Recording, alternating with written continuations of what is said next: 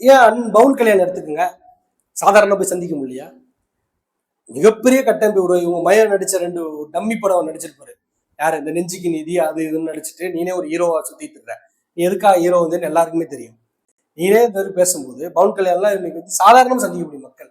இங்க வந்து அவ்வளவு எளிமையா பேசிட்டு போறாரு. மக்களோட மக்களாக இருக்கின்றார். ஒரு தலைவன் என்னன்னா மக்களை சந்திக்கணும்.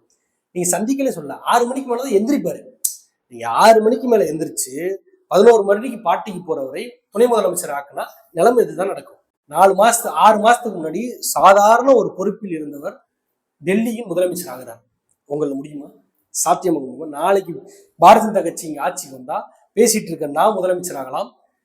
நான் தலைவராக ஏற்றிருக்கிற எங்க அண்ணன் எஸ்.ஜி. சூர்யா அவர்கள் முதலமைச்சராக ஆகலாம். அவர் தலைவராக ஏற்றிருக்கிற எல்லாருக்கும் தலைவராக இருக்கிற நைனா நாகேந்திரன் யார் வேணாலும் இங்க வந்து முதலமைச்சர் ஆகலாம்.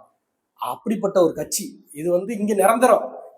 எந்த அமைச்சர் வேணாலும் யார் வேணா ஆகிக்கலாம். ஆனா முதலமைச்சர் ஒருவர் தான், ஸ்டாலினும் அவர்கள் குடும்பம் தான். அது யாராவது இருக்கட்டும்.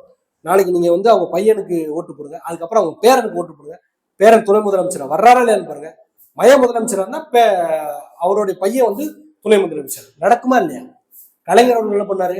தன் மகனை துணை முதலமைச்சராக கொண்டு வந்தார். இவர் என்ன பண்ணாரு? என் மகனை நான் அரசியலே கொண்டு வர மாட்டேன்னாரு. எனவே குடும்பமே ஒரு ஃப்ராடு குடும்பம்.